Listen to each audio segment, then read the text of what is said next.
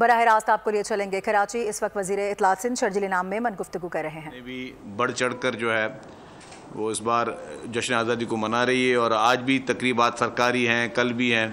तो ये 77th जो हमारा जश्न आज़ादी है वो पूरी कौम को बहुत बहुत मुबारक, और इंशाअल्लाह ताला हमारी ये ख्वाहिश और दुआ होगी कि पाकिस्तान में इस्तेहकाम रहे, पाकिस्तान में जो चैलेंजेस हैं उनको हम फेस कर सकें, यूनिटी के साथ, फेथ के साथ, डिसिप्लिन के साथ। जो हमारे कायद आज़म मोहम्मद अली जिन्ना रहमतुल्लाह अलैह ने जो हम सबको एक दर्स दिया है, उसके साथ हम आपस में यूनाइटेड हों, हम आपस में तमाम उन जो हमारे जो इख्तलाफात हैं या नज़रियाती इख्तलाफात हैं उनको ख़त्म करके पूरी कौम मुत्तहद हो जाए और पूरी कौम एक आवाज़ बनकर जो है वो इन चैलेंजेस का मुकाबला करे।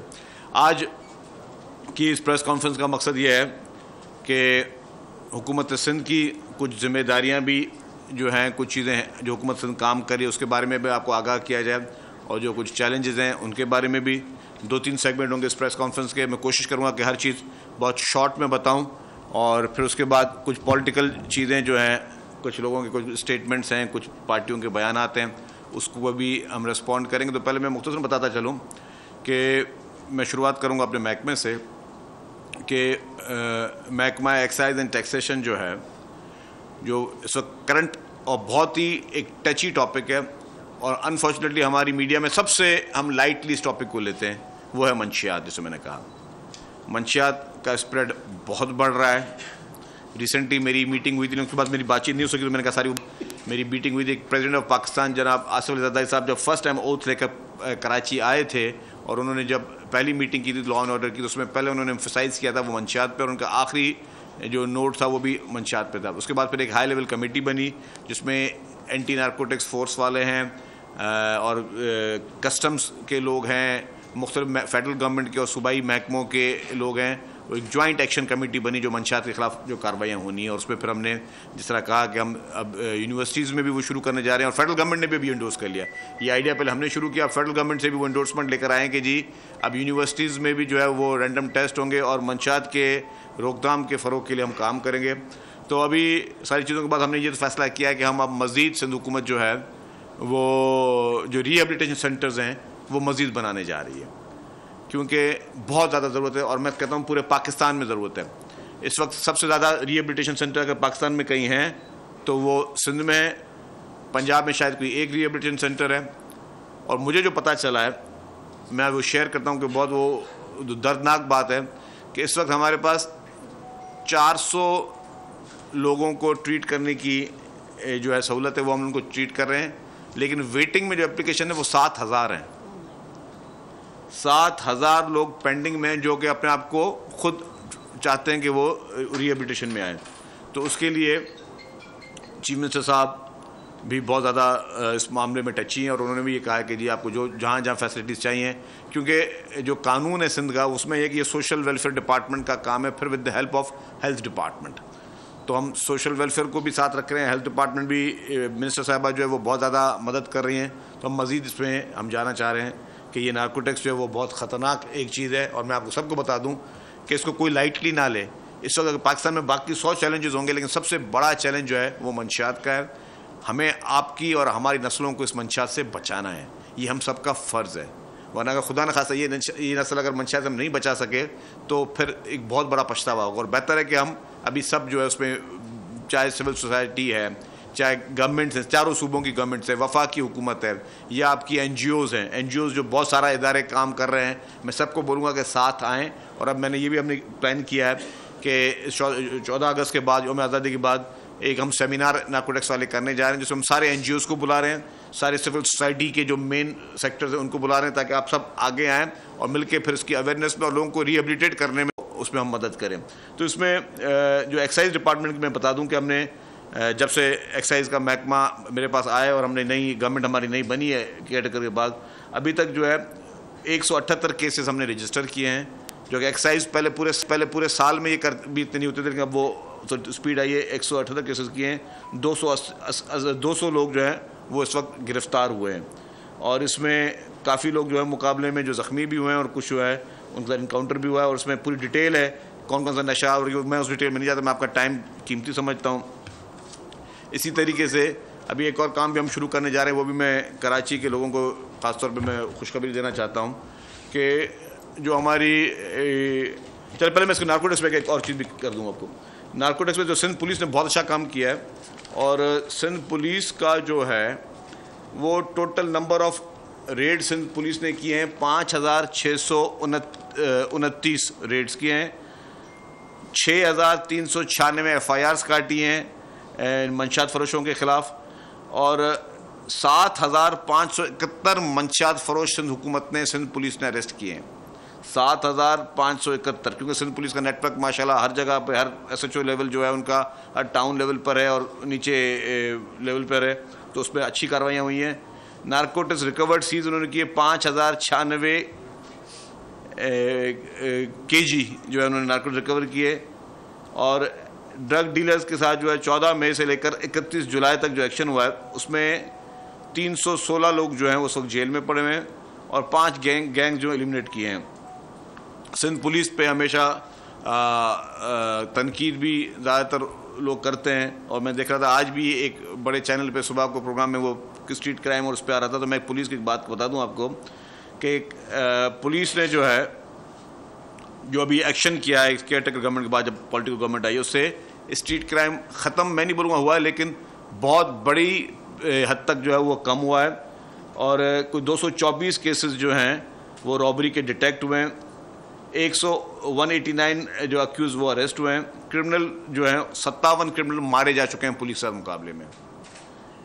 और स्ट्रीट क्राइम का अगर अलग करूँ, ये जो मैं आपको रॉबरी केसेस बताया था, स्ट्रीट क्राइम का अगर बता दूँ आपको, तो स्ट्रीट क्राइम में नंबर ऑफ इनकाउंटर्स जो पुलिस के हुए हैं वो 1,982, और रेड हैंडेड कैप्चर्ड लोग पकड़े गए हैं वो 3,580, गैंग्स बस्टेड जो है 480, डेकॉइट्स और क्रिमिनल जो मारे गए हैं वो 212 डेकॉइट और क्रिमिनल पुलिस मुकाबलों में मारे जा चुके हैं।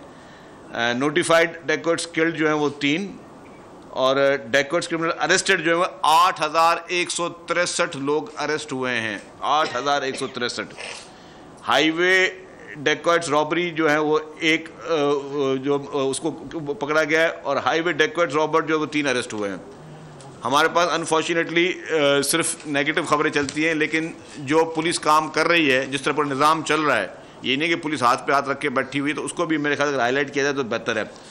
रिकवरी ऑफ इलिसिट वेपन्स जो है, एंटी एयरक्राफ्ट गन 5 पकड़ी गई हैं, LMG G3 राइफल जो है 12 पकड़ी गई हैं, क्लैशनकोफ 81, शॉर्ट गन 214, पिस्टल रिकवरी जो है वो 4,796, ग्रेनेड्स जो हैं वो 24 ग्रेनेड्स जो हैं वो मुख्तलिफ़ किस्म के लोगों से गिरफ्तार पकड़े गए हैं। डेकॉइट्स जो कच्चे में जो ऑपरेशन चल रहा है उसमें 43 डेकॉइट्स जो हैं वो मारे गए हैं अभी तक, 43 डाकू सिंध पुलिस ने मारे हैं, और उसमें डेकॉइट्स अरेस्टेड 171 हुए हैं, वेपन्स रिकवर्ड 200 हुए हैं। पुलिस के 11 जवान इस पूरे ऑपरेशन में शहीद हो चुके हैं, और 16 जो है पुलिस के हमारे जवान जो हैं वो ज़ख्मी हुए हैं। तो मैं वो गुजारिश करूँगा कि रोज़ जहाँ पे हमें स्ट्रीट क्राइम पे बताया जाता है, मेरी गुजारिश होगी, ठीक है आप ख़बर बताएं, ख़बर आप दें, लेकिन ये भी कोशिश ये भी बताएं कि जी पुलिस हाथ पे हाथ रख के बैठी भी नहीं है, पुलिस जो काम कर रही है। मैं आपको एक छोटी सी मिसाल दे दूँ, और मैं ये मना नहीं कर रहा, ना इसको प्लीज़ कोई गलत मिसाल में पुलिस के पैकेज बनाना शुरू कर दें। आपको पता है इस वक्त, अब मैं शहर का नाम नहीं लेता, दुनिया का एक बहुत बड़ा मुल्क है, बहुत अच्छा मुल्क है, ठंडा मुल्क, सब वहाँ घूमने जाते हैं, वहाँ स्ट्रीट क्राइम की वर्स्ट पोजीशन है। वहाँ पे आप मोबाइल फ़ोन पे यूँ बात करके आप सड़क पे जा नहीं सकते, साइकिल पे लोग आके उठा के ले जाते हैं। आप समझ गए होंगे मैं किस मुल्क का, किस शहर का नाम ले रहा हूँ। वहाँ पे आप मोबाइल पे बात करोगे, कोई वॉच पहनोगे, कोई बैग लोगे आप, तो 1 सेकंड में जो आपका वो कैप्चर हो जाता है। और वहाँ की पुलिस के पास जब कंप्लेंट लेके जाते हैं तो पुलिस तो कहती है कि प्लीज़ डोंट रेजिस्ट ना करें इन क्रिमिनलों के साथ। आप अभी गूगल पे सर्च करें, आपको उस मुल्क का, उस शहर का नाम नज़र आ जाएगा। और उसके बहुत बड़े जरीदे जो हैं, मुझे उस जरीदे में कोई एक खबर दिखा दें उस मुल्क में कि जी उस मुल्क में ये हो रहा है। हमारे पास अनफॉर्चुनेटली हम नेगेटिव खबर को ज़्यादा पोर्ट्रे करते हैं। जब नेगेटिव खबर को हम पोर्ट्रे करते हैं तो पूरी दुनिया समझती है कि यहाँ पर सिर्फ नेगेटिविटी कोई हो रही है, लेकिन हम पॉजिटिविटी दिखाएं कि ये ठीक है, गवर्नमेंट का फ़र्ज़ है, हुकूमत का काम है, पुलिस का काम है। कहीं कमी कोताही ज़रूर होती होगी, मैं ये नहीं बोला, लेकिन नीयत ठीक है, चीफ मिनिस्टर साहब की नीयत ठीक है, होम मिनिस्टर साहब बहुत मेहनत कर रहे हैं, दिल से मेहनत कर रहे हैं, होम मिनिस्टर साहब ज़िया निजार साहब, IG साहब बहुत ज़्यादा मेहनत कर रहे हैं, दिल से मेहनत कर रहे हैं, पूरी उनकी टीम अच्छे तरीके से काम करे, तो पूरी फोर्स का जो है वो माइंडसेट बिल्कुल क्लियर है, वो उसी ट्रैक पे काम करें। लेकिन ज़रूर कहीं ना कहीं अगर चैलेंजेस हैं, लेकिन वो पुलिस कार्रवाई कर रही है, ये नहीं कि पुलिस हाथ पे हाथ रखकर बैठी हुई, पुलिस कार्रवाई कर रही है। इसके बाद एक और इशू जो है इस वक्त पाकिस्तान का सबसे बड़ा इशू है, वो है एनर्जी का, बिजली के बिलों का। इस वक्त बिजली के बिल बहुत महंगे आ रहे हैं, लोगों की बर्दाश्त जो है वो उससे ज़्यादा लोगों के बिल आ रहे हैं। पाकिस्तान पीपल्स पार्टी की leadership, chairman Pakistan Peoples Party Bilawal Bhutto Zardari sahab और सदर पाकिस्तान मोहतरम आसिफ अली जरदारी साहब बहुत दफ़ा ये मैटर जो है वो मीटिंग्स में उठा चुके हैं फेडरल गवर्नमेंट के साथ, और वफाकी हुकूमत को उन्होंने ये बहुत दफ़ा बहुत सीरियसली कहा है कि जी बिजली के बिल कम किए जाएं, आवाम को रिलीफ दिया जाए।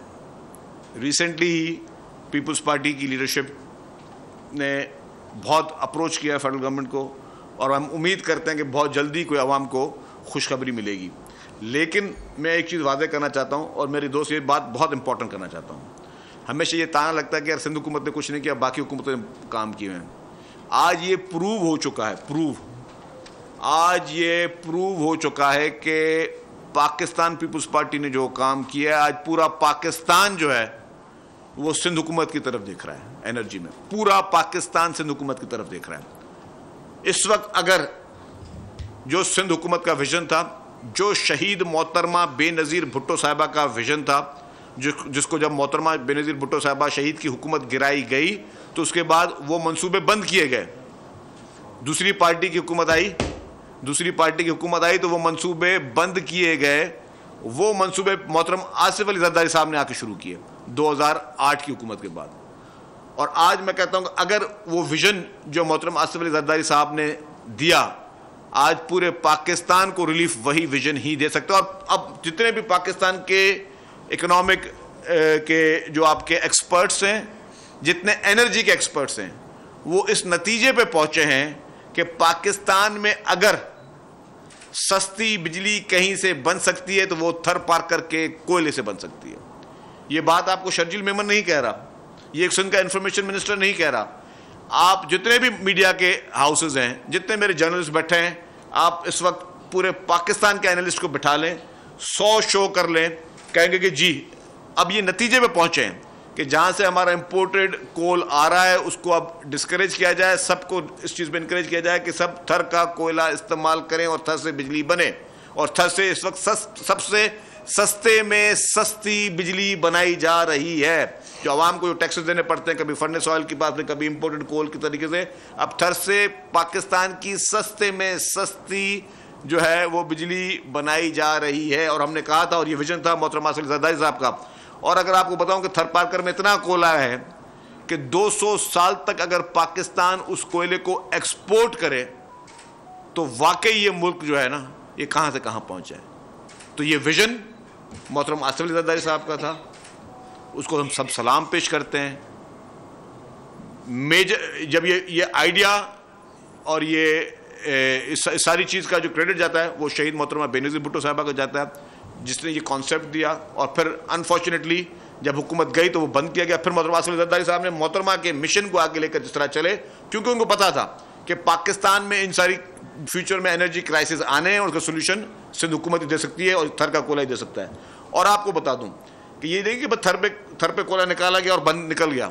वो थर पे कोयला निकालने के लिए जो स्टडीज़ हुई हैं, जो ट्रांसमिशन लाइंस लगी हैं, जो वहाँ पे रोड नेटवर्क बना है, ये मेरे दोस्त बैठे हुए थर के, यहाँ पे साफ़ी भी बैठे हैं, बाकी सारे दोस्त हमारे थर क्या वहाँ रोड नेटवर्क जाके देख लें, जो पानी जिस तरह पहुँचाया गया है। ये तो नहीं है कि बस कोई ज़मीन थी उस पर निकाल दिया, एक वो एक्सकेवेटर गया और थर का कोयला निकल गया, नहीं, पूरा नेटवर्क बना है, पूरी ट्रांसमिशन लाइन्स वहाँ पर बिछाई गई हैं। वहाँ पर रोड के बहुत, मतलब मैं कहता हूँ दुनिया के बेहतरीन क्वालिटी के रोड्स बनाए गए हैं, पानी की वहाँ लाइनें पहुँचाई गई हैं। तो सारा क्रेडिट पाकिस्तान पीपल्स पार्टी और सिंध हुकूमत को जाता है। उस वक्त के वज़ीर आला सैयद कायम अली शाह साहब ने ये प्रोजेक्ट शुरू किया, फिर मुराद अली शाह साहब ने उस प्रोजेक्ट को आगे लेकर गए और आज दिन तक थर से जो है वो कोयला निकल रहा है। और इस वक्त भी हम थर से 2640 मेगावाट बिजली पैदा कर रहे हैं, जो कि नेशनल ग्रिड में जारी है। हालांकि डायरेक्टली जब ये काम सारा शुरू हुआ तो सिंध हुकूमत तो साइड में हो सकती थी कि भाई ये फेडरल गवर्नमेंट की जिम्मेदारी है बिजली पैदा करना, क्या नहीं।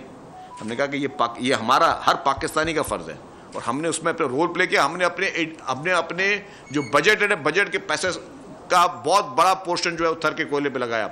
और आज पूरा पाकिस्तान, मैं जिस तरह कहा कि पाकिस्तान का हर मुआशी माहिर और पाकिस्तान का हर जो एनर्जी का माहिर है वो इस नतीजे पे पहुंचा है कि यस, कि सबसे सस्ती बिजली जो है वो थर के कोयले से बनाई जाएगी। तो ये विजन और ये क्रेडिट सिर्फ और सिर्फ पाकिस्तान पीपुल्स पार्टी को जाता है।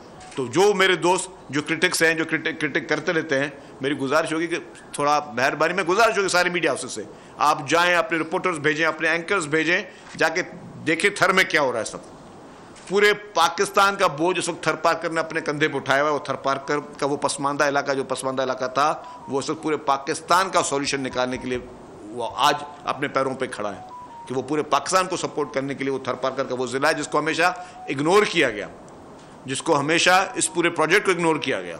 और जिन लोगों ने इग्नोर किया, मेरे हिसाब से उन्होंने कौमी जुर्म किया कि उस प्रोजेक्ट को जिससे हमारे मुल्क की का पूरा फ्यूचर डिपेंड करता था, उसको इतना अरसा उसको इग्नोर किया गया। लेकिन अल्हम्दुलिल्लाह, मैंने जिस तरह कहा कि उस तरह वो आ गया। और इस वक्त अगर आप रैंकिंग देखेंगे, सिर्फ एक पंजाब में गैस का प्लांट है, ठीक है, और वो गैस का प्लांट भी एक लिमिटेड बिजली पैदा कर रहा है। उसके बाद सस्ते में सस्ती जो बिजली मैंने बताया आपको, 11 रुपए पर यूनिट जो थर पार्कर का कोयले से बिजली पैदा हो रही है, 11 रुपए पर यूनिट से। सेकंड नंबर पर रैंकिंग में अगर आप देखेंगे तो सेकंड नंबर पर आएगा सबसे सस्ता। फिर हमारा एक और जो नूरियाबाद का जनरेशन हो रही है पावर प्लांट, 9 रुपए पर यूनिट जो है वो बिजली पैदा कर रहा है। तो हुकूमत सिंध ने, और वो जो हमारी नूरियाबाद से जो 100 मेगावाट बिजली पैदा हो रही है, वो हम के इलेक्ट्रिक को दे रहे हैं कि के इलेक्ट्रिक वो बिजली जो है वो अपने शहरियों को दे। तो सबसे सस्ते सॉल्यूशंस इस मुल्क में, इस मुल्क को क्राइसिस है इस वक्त एनर्जी का। हमारे पास इस वक्त डेफिनेटली यूनिट बिजली महंगी, जिसके पे पीपल्स पार्टी की हुकूमत और पीपल्स पार्टी की लीडरशिप जो है वो फेडरल गवर्नमेंट को एंगेज करके बैठी हुई है कि आप रेट कम करें, आप लोगों को रिलीफ दें। अगर ज़रूरत पड़े तो हुकूमत सिंध भी तैयार है, बाकी सब भी तैयार है। हम चाहते हैं कि लोगों को रिलीफ मिले किसी ना किसी तरीके से, ताकि लोग बेचारे बिजली का बिल भर सकें। आप सब लोग बैठे, सबके लिए प्रॉब्लम है। लेकिन पाकिस्तान पीपल्स पार्टी की हुकूमत सिंध जो है वो, और पीपल्स पार्टी की क़यादत, वो इस मुल्क को हर बहरान से निकालने के लिए सबसे आगे आपको नजर आएगी, सबसे आगे नजर आएगी। तो विंड पावर से हम जो है वो 1845 मेगावाट बिजली पैदा कर रहे हैं। विंड पावर से 1845 मेगावाट बिजली पैदा हो रही है, जो कि आपको नेशनल ग्रिड में जा रही है। तो ये सारी चीज़ें हम इसलिए कर रहे हैं कि हमें आवाम को रिलीफ पहुंचाना है। एक और चीज़ जो अब हम फौरी शुरू करने जा रहे हैं, वो भी 14 अगस्त के बाद मैंने कहा आपसे शेयर कर लूँ। हमारे पास जो पिंक बसेस चलती हैं ख़वातीन के लिए, उसमें हम एक नया काम शुरू करने जा रहे हैं। एक निजी एक कंपनी से हमारा हो रहा है कॉन्ट्रैक्ट या MOU कह दें, कि वो ख़वातीन सफ़र करती हैं, हम ख़वातीन को आगाही देने जा रहे हैं कि उनके इस मुल्क में क्या क्या हुकूक हैं, जो कि उनको एजुकेट उनको नहीं किया गया कवानीन के हवाले से। वो जो पिंक बस का सफ़र जो वो 30-35 मिनट अगर किसी एक एंड से दूसरे एंड पे जा रही होंगी, तो वहाँ पे उनको उसी सफ़र के दौरान उनको आगाही दी जाएगी कि जी अगर आप निकाह करना है या निकाह में है तो आपके कौन कौन से हुकूक जो हैं आपके हस्बैंड के ऊपर आपके हैं, कहीं कानून में है तो आपके कौन कौन से हुकूक आपके पास हैं, अगर कहीं पे आपको खुदा न खासा मिसट्रीट किया जाता है तो आपके पास कौन कौन से हुकूक हैं, आपके पास कौन कौन से लॉज हैं जो आपको मदद करते हैं। इसी तरीके से आपको हर हिसाब से कोई आपके वर्क प्लेस पर आपको कोई हैरेस करता है तो आपके पास कौन कौन से हुकूक हैं। तो सारे कवानीन जो सारी चीज़ें जो हैं वो ख़वातीन को एजुकेट करने के लिए और अच्छा उनको करने, उनको वो अवेयरनेस के लिए, वो समझे एक तरीके की अवेयरनेस कैंपेन उस सफ़र में शुरू की जा रही है, जो कि पाकिस्तान में पहली मरतबा होगा। मैं शायद समझता हूँ कि दुनिया में पहली मरतबा होगा कि किसी बस के सफ़र में आप उन ख़वातीन, हमारी माओं को, हमारी बहनों को, हमारी बेटियों को आप वहाँ पे वो एजुकेशन देने जा रहे हैं, उनको एजुकेट करने जा रहे हैं कि जी आपके ये राइट्स हैं, जिस राइट्स पे आप मतलब ये दुनिया में वैसे मुख्तलिफ जगहों में इस तरह के वर्कशॉप्स जिस तरह होते हैं या सेमिनार्स होते हैं, समझे कि अब वो डेली वो सेमिनार्स जो हैं वो उस बस सर्विस में हम शुरू कर रहे हैं ताकि लोगों का टाइम वहाँ पे वेस्ट ना हो, एयर कंडीशन बस में बैठकर भी वो लोग इस तरह की चीज़ों को से वो फ़ायदा लेते रहें। इम्पॉर्टेंट थी कल जो है उमर अयूब साहब जो कि PTI के लीडर हैं, उन्होंने सिंध हुकूमत के बारे में गुफ्तगू की है। तो मैं ये बताता चलूँ कि उमर अयूब साहब की यही दूर से बैठकर जो उनकी ये अक्ल जितनी भी थोड़ी बहुत काम करती है, वो सिंध हुकूमत को अगर तनकीद का निशाना बना रहे हैं या पाकिस्तान पीपल्स पार्टी को तनकीद का निशाना बना रहे हैं, ये उनके लिए वाज़ेह पैगाम है कि आप पहले अपनी हुकूमत को देख लें। सिंध हुकूमत जो करी मैंने दिखा दिया, आपको बता दिया। सिंध हुकूमत पूरे पाकिस्तान को आप बोझ उठा के बैठी हुई है। आज भी सिंध के हॉस्पिटल्स जो हैं वो पूरे पाकिस्तान के पेशेंट्स को इलाज कर रहे हैं, मुफ्त में इलाज कर रहे हैं। आज भी कराची जिस शहर में हम बैठे हुए हैं, यहाँ पे पूरे पाकिस्तान से लोग यहाँ पे आ रहे हैं अपने रोज़गार के लिए। जहाँ पे आपकी हुकूमतें हैं वहाँ पे कोई रोज़गार के लिए नहीं जा रहा। मैं वाज़ेह कर दूं, किसी सूबे में लोग रोज़गार के लिए नहीं आ रहे। पूरे पाकिस्तान से लोग, अब कंट्री नॉर्थ से लोग रोज़गार के लिए कराची में आ रहे हैं, क्योंकि कराची में सिंध हुकूमत अपने पैरों पे खड़े होकर उनकी मदद कर रही है। कराची और सिंध के तमाम जो हॉस्पिटल्स हैं पूरे सिंध भर के, वो लोगों को मुफ्त में ट्रीटमेंट्स दे रहे हैं। आपके सूबों में तो हुकूमतें ही नहीं है। KPK में हुकूमत का तस्वुर ही नहीं है।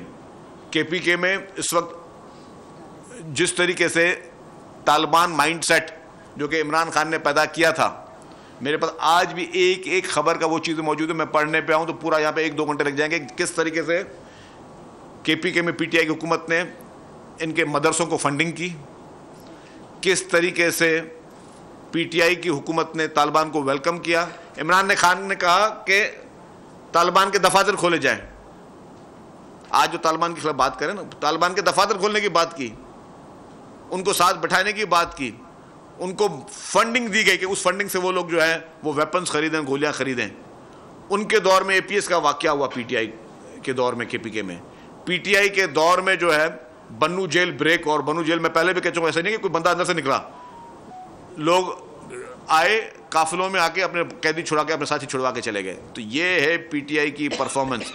तो उमर अयूब साहब, आपका फेल्यूर, और आपके 3.5 साल तक जब आपका प्राइम मिनिस्टर था, कोई एक प्रोजेक्ट बता दें सिर्फ लोगों को गुमराह करने के लिए, डिजिटल दहशतगर्दी के लिए, लोगों को उकसाने के लिए, लोगों को वर्गलाने के लिए, इदारों के खिलाफ बदतरीन और घटिया किस्म की साजिशें करने के लिए, या सोशल मीडिया पे जिस तरह आपने वज़ीर इत्तलात सिंध शर्जील इनाम मेमन न्यूज़ कॉन्फ्रेंस कर रहे हैं। उन्होंने कहा कि KP में हुकूमत नाकाम हुई है और उस नाम की कोई चीज़ नहीं है। साथ ही साथ महकमा एक्साइज पर उन्होंने गुफ्तगू की है, महकमा एक्साइज एंड टैक्सेशन के हवाले से गुफ्तगू की गई। इसके अलावा मंशियात पर भी उन्होंने बात की है। सब्सक्राइब करें और बेल दबाएं ताकि कोई खबर रह न जाए।